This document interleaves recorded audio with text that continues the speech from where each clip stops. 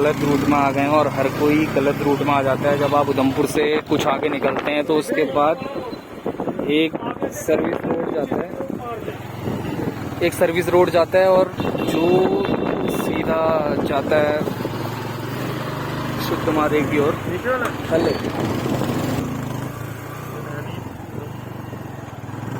लगातार आप रूट पहचान लीजिए, बस आप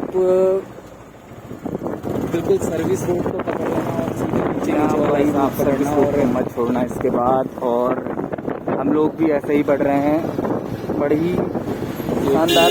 अगर आप सोच रहे हैं आपके पास आपका व्हीकल से लगभग 1225 होने की जरूरत नहीं है, बिकॉज यहाँ सार्वजनिक स्तर पे प्राइवेट गाड़ियों का संचालन होता है। आपको इसके लिए सबसे पहले अगर आप जम्मू आते हैं तो जम्मू से आपको कटरा आना होता है। कटरा के बाद आपको कटरा मार्केट में नहीं जाना है, आपको सीधे बाईपास निकल लेना है और वो रूट आपको सीधे लाएगा उधमपुर। और आपको उधमपुर मार्केट में भी नहीं जाना है, आपको उधमपुर से एक सर्विस रोड ले लेनी जो जाती है। और यही रूट जाता है शुद्ध महादेव और माँ गौरा के मायके मानतलाई।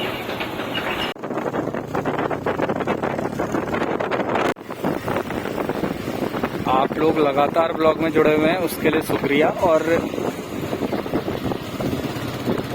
हम जा रहे हैं सीधे महादेव के दरबार और आज हमको आपको दिखाना है मालतलाई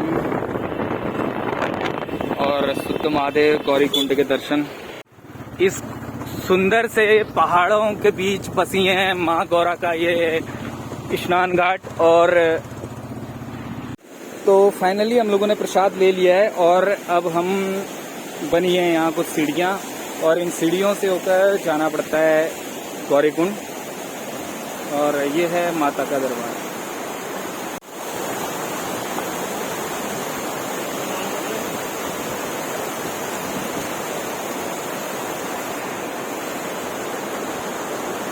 माता रानी का ये कुंड देखकर हम सब धन्य हो गए।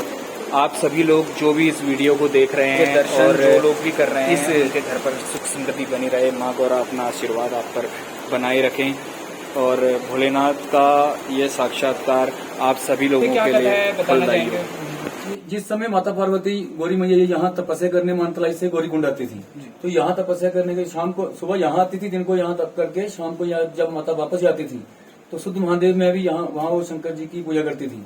तो वहाँ पहले एक राक्षस था जिसका नाम था शुद्ध। वह शुद्ध भी वहाँ शंकर जी की भक्ति करता था, लेकिन वह माता जी को आते जाते तंग करता था।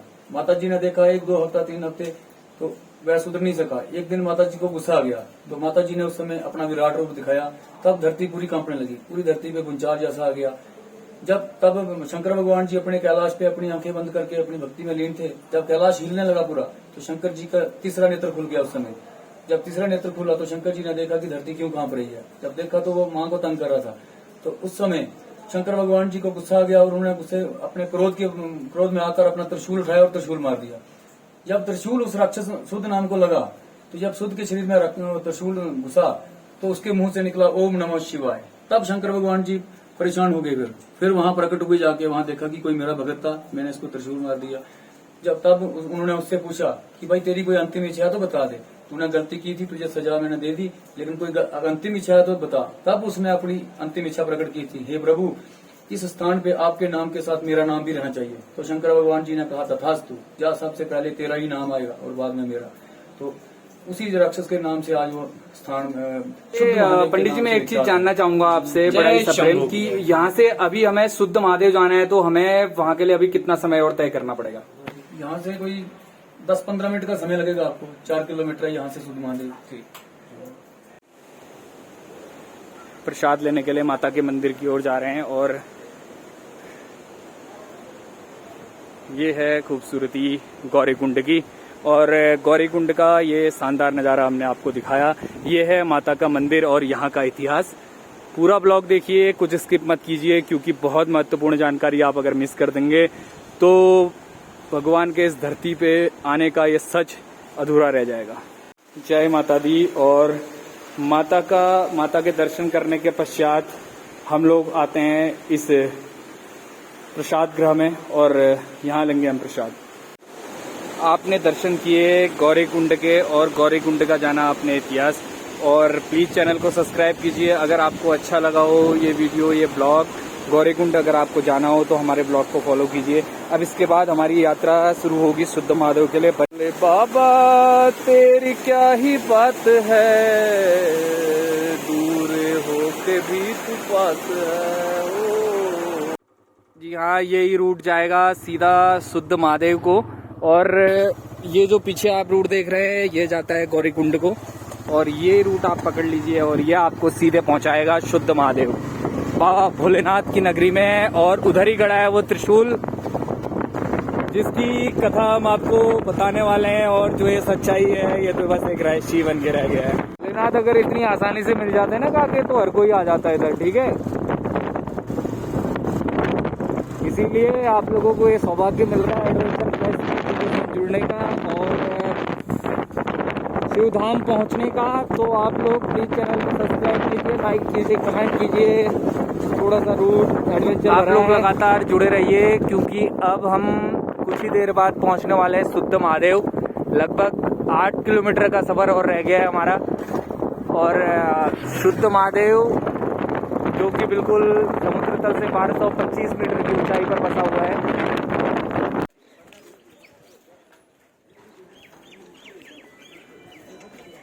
फाइनली शुद्ध महादेव के लिए हम धीरे धीरे आगे बढ़ते हैं।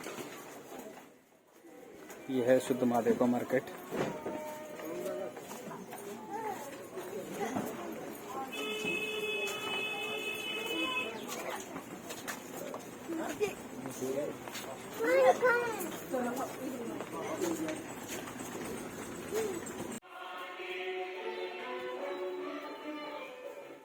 ये हिस्सा है जो स्वयं भूमि में समाया हुआ जी, और ये बीच वाला हिस्सा है, ये ऊपर वाला, और यहाँ ये लिखा हुआ है जी। और ये हाथ के निशान है भगवान शंकर जी के।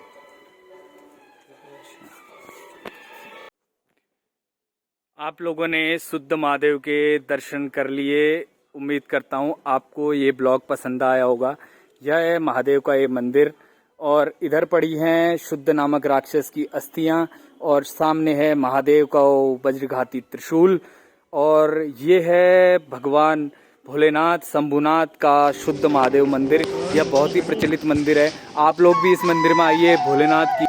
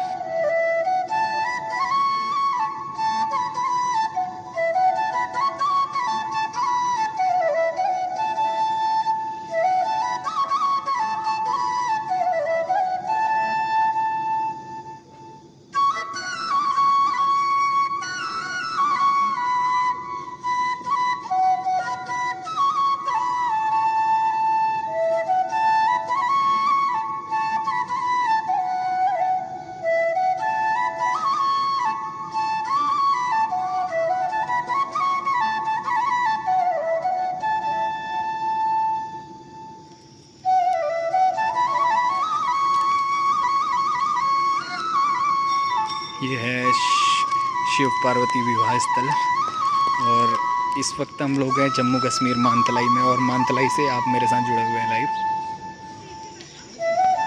ये वही स्थान है जहाँ पर भोलेनाथ और माँ पार्वती का विवाह इसी स्थल पर हुआ था और यह मानतलाई के नाम से प्रसिद्ध है।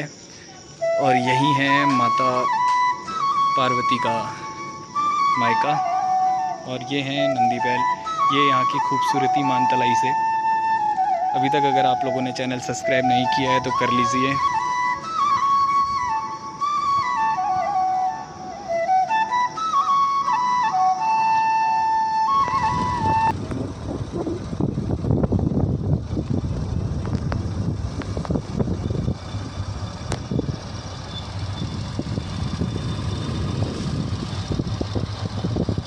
अगर हम विकास की बात करें, डेवलपमेंट की बात करें तो डेवलपमेंट यहाँ भी देखने को मिल रहा है। और ये जो मेरे सामने आप देख रहे हैं यह बहुत ही शानदार एक योगाश्रम बन रहा है और यह अंतर्राष्ट्रीय लेवल का एक योगपीठ है और आने वाले टाइम में यहाँ पर योग शिक्षा दी जाएगी। अभी यहाँ पर फ़िलहाल कंस्ट्रक्शन का काम चल रहा है और लेकिन इसे बड़ा ही बखूबी से बनाया गया है और इस पर आप लगातार देख सकते हैं कंस्ट्रक्शन का काम लगातार बन रहा है। यह एक अंडरग्राउंड योगाश्रम रहेगा और यहाँ पर सभी लोग योग करने आएंगे। यह स्वामी धीरानंद जी का यहाँ के बाग गार्डन्स और यहाँ का सौंदर्य तो आप देख ही रहे हैं।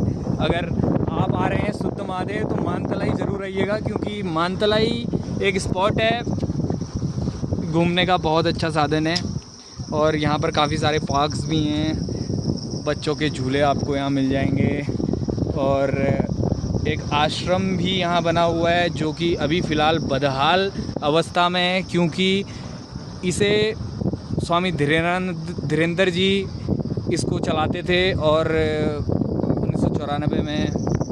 जी हाँ, वेलकम दोस्तों। तो हम लोग फाइनली पहुँच ही गए हैं मानतलाई और मानतलाई में ये मेरे पीछे जो आप देख सकते हैं ये है